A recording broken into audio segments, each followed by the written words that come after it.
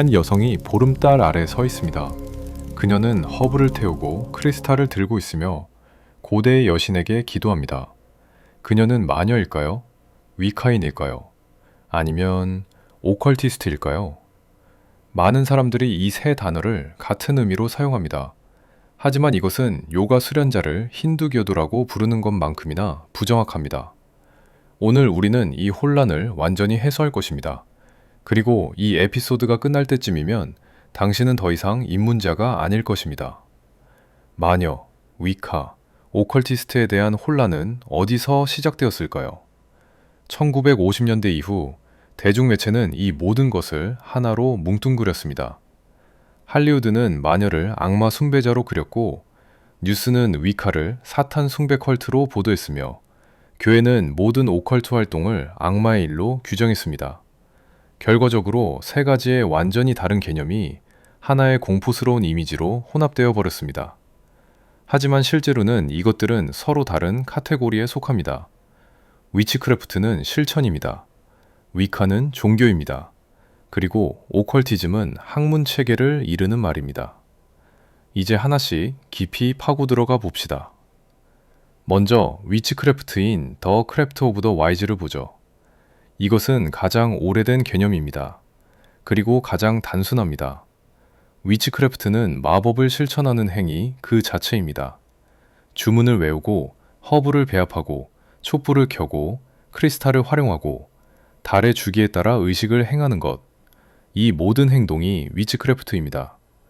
중요한 점은 위치크래프트는 종교가 아니라는 것입니다.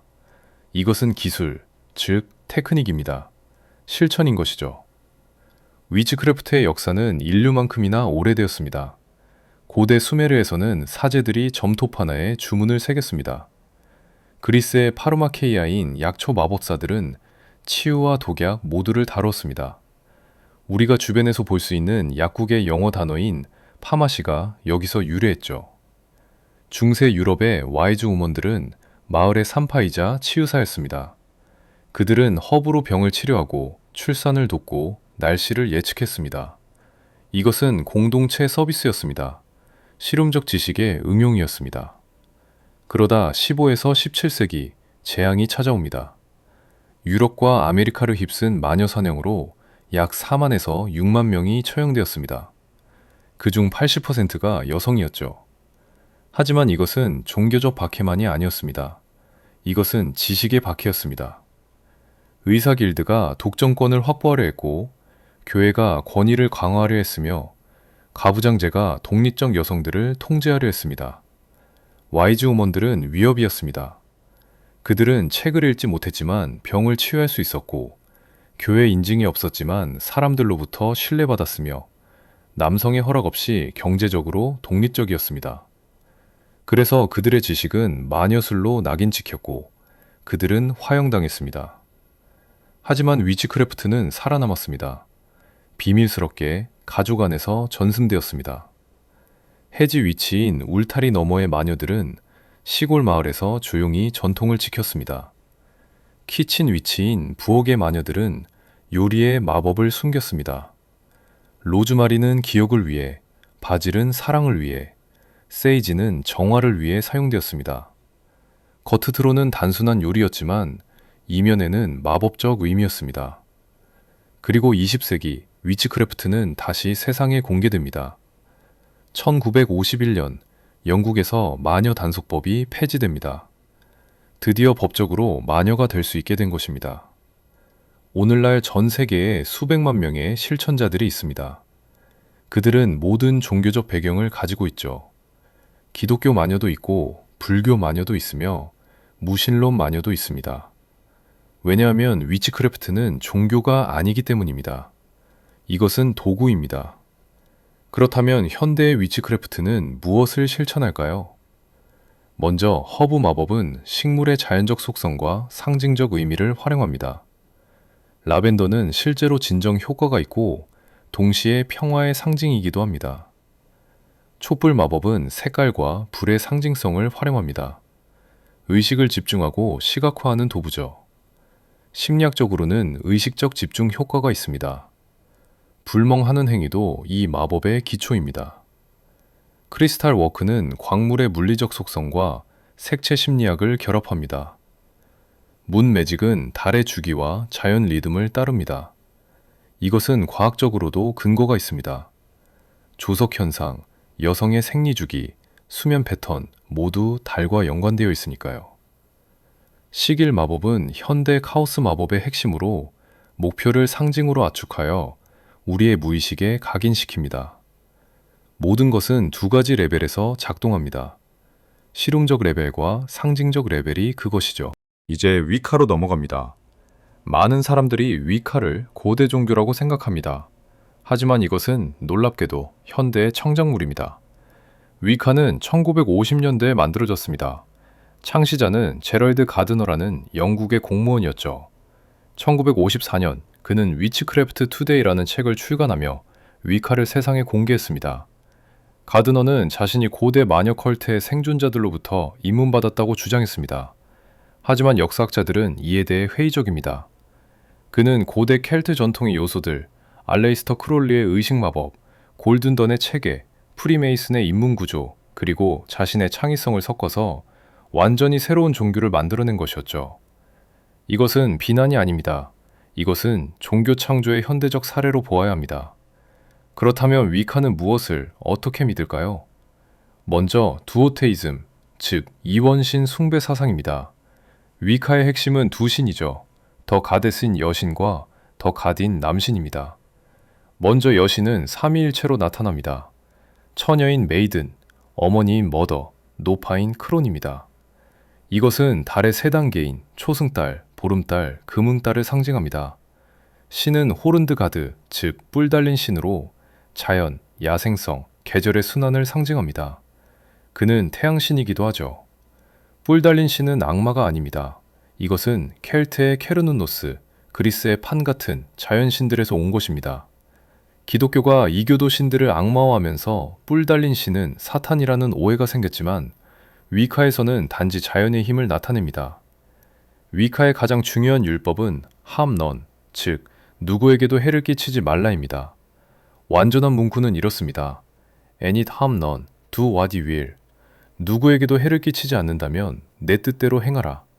이것은 알레이스터 크롤리의 Do what thou wilt에서 왔지만 해를 끼치지 않는다면 이라는 중요한 조건이 추가되었습니다. 그리고 삼중 법칙이라는 중요한 특성이 있습니다.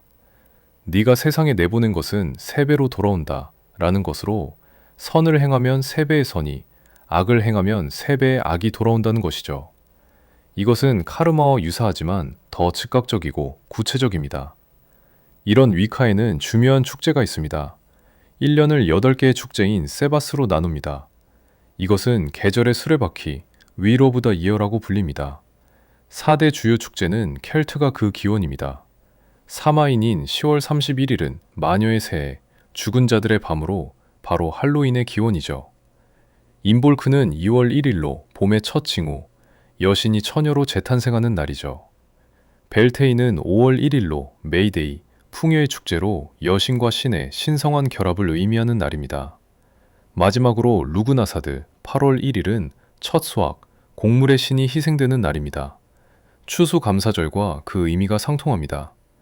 그리고 4대 태양 축제로 유린 동지는 가장 긴 밤, 태양신의 재탄생으로 크리스마스의 기원이 됩니다. 오스타라인 춘부는 부활의 시기로 이스터 선데이, 즉 부활절의 기원입니다. 리타는 하지로 태양이 가장 강한 날이죠. 마본인 추부는 두 번째 수확일로 균형의 시기를 기능합니다. 이 축제들은 대부분 기독교 명절에 흡수되었습니다. 할로윈, 크리스마스, 이스터 모두 이교도 축제가 기원이죠. 그렇다면 위카인들은 어떻게 예배할까요? 대부분의 의식은 원 안에서 이루어집니다. 마법의 원을 그려 신성한 공간을 만들고 동서남북 4방위를 소환하며 여신과 신을 초대합니다. 전통적 위카는 코분이라 불리는 마녀 집단에서 실천됩니다. 이상적인 인원은 13명이죠. 하지만 현대에는 솔리터리 위칸이라 하여 혼자 실천하는 사람들이 더 많습니다. 그리고 흥미롭게도 전통적 위카의 많은 의식은 스카이클레드, 즉 옷을 모두 벗은 채로 이루어집니다. 이것은 성적인 것이 아니라 자연 상태로 돌아가는 상징적 행위입니다. 사회적 위계와 가식을 벗어던지는 거죠. 하지만 현대 위카인 대부분은 가볍고 편안한 옷을 입고 이식합니다. 각자의 편안함이 우선이 되었죠. 마지막으로 오컬티즘에 대해서 알아보겠습니다. 이것은 가장 포괄적이고 가장 오래되었으며 가장 지적인 개념입니다. 오컬티즘은 숨겨진 지식 전체의 학문적 탐구를 말합니다. 위치크래프트가 실천이고 위카가 종교라면 오컬티즘은 철학이자 과학입니다. 오컬티스트는 마법사라기보다 학자에 가깝습니다. 그들은 고대 문헌을 연구하고 상징 체계를 분석하며 우주의 숨겨진 법칙을 이론화합니다. 그렇다면 오컬티즘에는 무엇이 포함될까요? 먼저 연금술입니다. 표면적으로는 납을 금으로 바꾸는 기술이지만 진정한 목표는 영혼의 변환이었습니다. 연금술의 위대한 작업은 현자의 돌을 만드는 것입니다. 이것은 물질적으로는 모든 금속을 금으로 바꾸고 영적으로는 불완전한 인간을 완전한 존재로 정화시킵니다. 칼 융은 연금술을 개성화, 즉 인디비주에이션 과정의 상징으로 해석했습니다. 다음으로 점성술입니다. 천체의 움직임과 인간 삶의 연관성을 연구하는 것이죠. 고대에는 점성술과 천문학이 같은 학문이었습니다. 케플러, 갈릴레오, 코페르니쿠스 모두 점성술사였죠. 현대 심리학적 점성술은 운명 예측이 아니라 성격과 잠재력의 지도로 출생 천궁도를 봅니다. 세 번째로 카발라입니다. 이는 유대 신비주의의 핵심으로 10개의 세피로트와 22개의 경로로 이루어진 생명의 나무를 통해 우주와 의식의 구조를 설명합니다. 카발라는 타로와 밀접하게 연결되어 있습니다. 22장의 메이저 아르카나는 22개의 히브리 문자, 그리고 생명의 나무의 22개 경로와 대응하죠. 네 번째로는 헤르메티시즘입니다. 전설의 현자 헤르메스, 트리스메기스투스의 가르침으로 7가지 헤르메틱 원리가 모든 오컬트의 기초가 됩니다. 다섯 번째로 의식 마법입니다. 엔조키안 마법, 솔로몬의 열쇠, 고에티아 등 정교한 의식을 통한 영적 존재 소환과 신성 경험에 대해 연구하죠. 여섯 번째로 수비학입니다. 이는 숫자가 가진 신비적 의미를 파헤치는 학문으로 피타고라스 학파에서 시작되었죠. 그렇다면 이러한 오컬티스트가 되려면 무엇이 필요할까요? 첫째로는 엄청난 양의 독서를 해야 합니다. 고대 그리스어로 쓰인 헤르메티카, 히브리어 카발라 텍스트, 라틴어 그리모아, 연금술 상징 해독 등 수많은 고문원을 읽고 번역하고 그 의미를 파헤쳐야 합니다. 둘째로는 인내심입니다.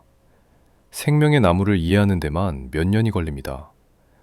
연금술 상징 체계는 평생 공부라고 일컬을 정도입니다. 셋째로는 통합적 사고입니다. 오컬티스트는 점성술, 타로, 카발라, 연금술이 모두 하나의 통합된 체계라고 인식합니다. 이런 것을 대응의 교리라고 부릅니다. 예를 들면 금성인 베누스는 타로의 여제인 더 임프레스와 카발라의 네자흐, 연금술의 구리, 그리고 색깔로는 초록색을, 요일 중에는 금요일이며 사랑과 아름다움을 의미한다는 식의 상호 대응적 연결고리를 인식하고 이해하여야 합니다. 모든 것이 연결되어 있습니다. 이것이 오컬트 학자가 보는 세계입니다. 이제 모든 것을 통합해 봅시다. 가장 큰 원이 오컬티즘입니다. 이것은 포괄적 개념으로 모든 숨겨진 지식을 아우르는 말입니다. 그 안에 위치크래프트가 있습니다. 이것은 오컬트 지식의 실천적 응용이죠. 그리고 위치크래프트 안에 더 작은 원으로 위카가 있습니다. 이것은 위치크래프트를 실천하는 특정 종교입니다. 하지만 오컬티즘에는 위치크래프트 외에도 많은 것들이 있습니다. 연금술, 점성술, 카발라, 타로, 수비학 등 다양하죠. 그리고 위치크래프트를 하는 사람이 모두 위카인은 아닙니다. 기독교 마녀도 있고 불교 마녀도 있으며 무신론 마녀도 있고 에클렉틱 마녀도 있습니다. 위카는 단지 수많은 위치크래프트 전통 중 하나일 뿐입니다. 이제 여러분은 오컬티즘과 위치크래프트, 위카에 대한 차이를 아셨을 것입니다. 위치크래프트는 실천입니다. 손으로 하는 것이죠. 위카는 종교입니다. 신을 숭배하는 것이며, 오컬티즘은 학문으로 수많은 오컬트 관련 대상을 연구하는 것이죠. 그렇다면 한 가지 질문을 던지겠습니다. 당신은 어디에 끌리시나요? 실천가라면 위치크래프트를 시작하세요. 허브를 배우고 촛불을 켜고 마법을 직접 해보세요.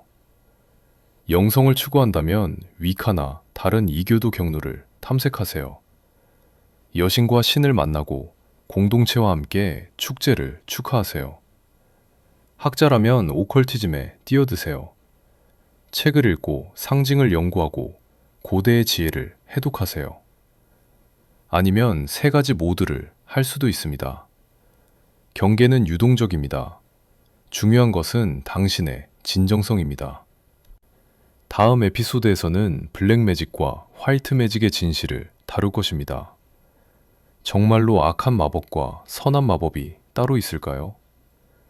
윤리적 마법 실천의 기준은 무엇일까요? 다음 시간에 만나겠습니다. 오피오였습니다. 블레스드 비. 감사합니다.